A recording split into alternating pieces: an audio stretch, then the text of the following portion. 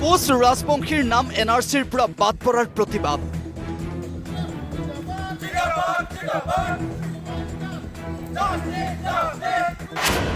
আক্ৰাসুৰ অসম বন্ধত স্তব্ধ নামনি অসম। এই দৃশ্য অভয়াপুৰীৰ। বন্ধৰ মাজতেই অভয়াপুৰীৰ ৰাজপথত টায়াৰ চলাই এই প্ৰতিবাদ।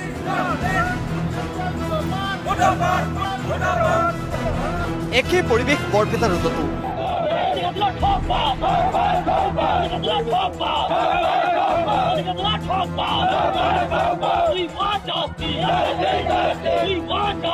আজি বন্ধুৰ কাৰ্যসূচী জুৰি হতে আমি হয়তো কৰ্মসূচী ছাত্ৰ সন্থাই মানে NRC কৰ্তৃপক্ষই এটা কৰিব খুজিছোঁ যে তেওঁলোকে আমাৰ এই কৰ্মসূচী জাতিটোক মানে বিনা চৰ্তে আমাৰ ভূমিপুত্ৰ কৰ্মসূচী বিনা চৰ্তে NRC অন্তৰ্ভুক্ত কৰিব লাগে।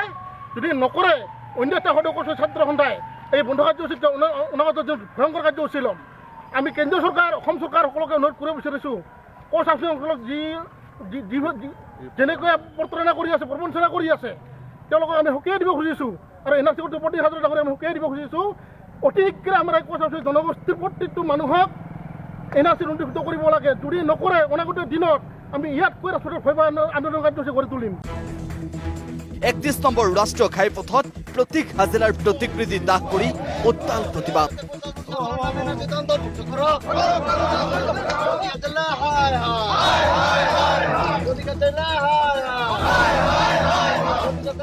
আক্ৰাসে 12 ঘণ্টীয়া অসম বন্ধ দিছে। এই কাৰণেই দিব লগা হৈছে।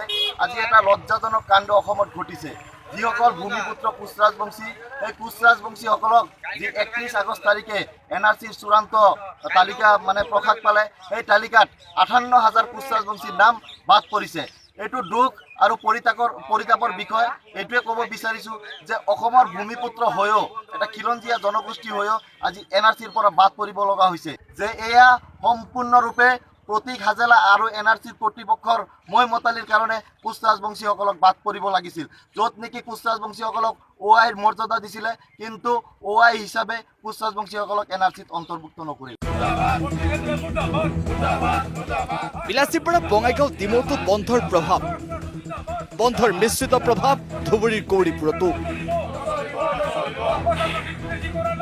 জাগিৰোডতো বন্ধৰ মিশ্ৰিত প্ৰভাৱ।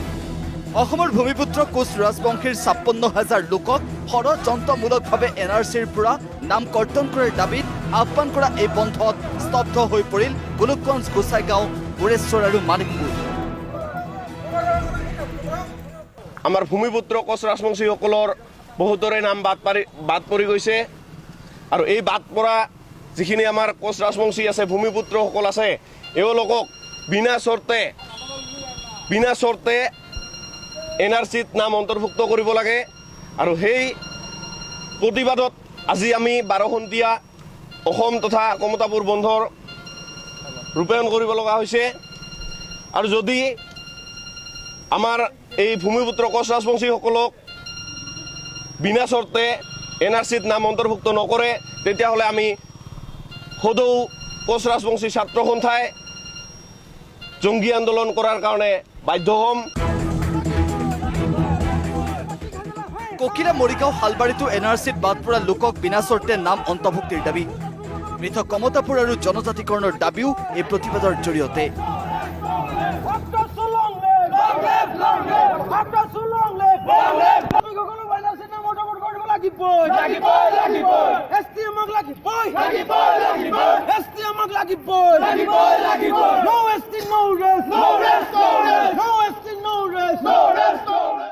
অসমৰ ভূমিপুত্ৰ কোচ ৰাজবংশীসকলক অতি ষড়যন্ত্ৰভাৱে তেখেতসকলে NRCৰ কৰ্তৃপক্ষই সমগ্ৰ NRC প্ৰক্ৰিয়াৰ পৰা ষড়যন্ত্ৰ কৰি আমাৰ কোচ ৰাজবংশী ভূমিপুত্ৰসকলক নাম অন্তৰ্ভুক্ত নকৰিলে।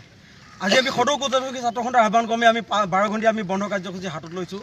কাৰণ বৰ অসমৰ প্ৰতিষ্ঠাতা, বৰ অসমৰ নিৰ্মাতা মহাপুৰুষ শ্ৰীমন্ত শংকৰদেৱৰ আৰু মহাৰাজ নৰনাৰায়ণৰ যি আশীষ ধন্য আমাৰ সমগ্ৰ অসমীয়া জাতি, এই অসমীয়া জাতিটোৱে একতাৰ এনাজৰীডাল আমি সদায় বান্ধি ৰাখিবলৈ চেষ্টা কৰিছোঁ। কিন্তু সেইখিনি সময়ত আমাক অতি কৌশলপূৰ্ণভাৱে প্ৰতীক হাজেলাই আমাক NRCত আমাৰ কোচ ৰাজবংশীসকলৰ নাম তেওঁলোকে তাত কৰ্তন কৰিছে। ইয়াতকৈ পৰিতাপৰ বিষয়ে একো হ'ব নোৱাৰে।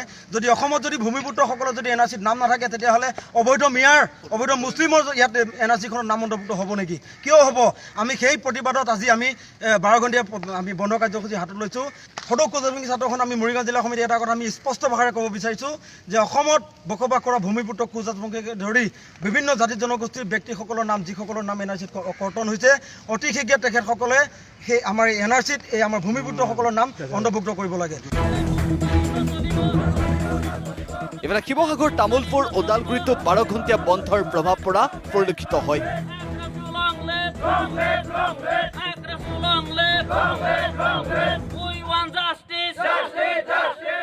কোচ ৰাজবংশীসকলৰ আমাৰ NRCৰ পৰা নাম বঞ্চিত হোৱাৰ কাৰণে আমি পথিকা জিলাৰ প্ৰতিমূৰ্তি দাহ কৰিলোঁ আৰু আমাৰ অসম তথা বা আমাৰ কমতাপুৰ আজি বন্ধ 12 ঘণ্টীয়া বন্ধ ৰখা হৈছে আৰু আমাৰ যি ভূমিপুত্ৰ কোচ ৰাজবংশীসকলৰ যাতে বিনা চৰ্তে আমাৰ কোচ ৰাজবংশীসকলৰ আমাৰ NRCত নাম ভৰ্তি কৰে যায়। ব্যুৰো ৰিপৰ্ট, আছাম টক্স।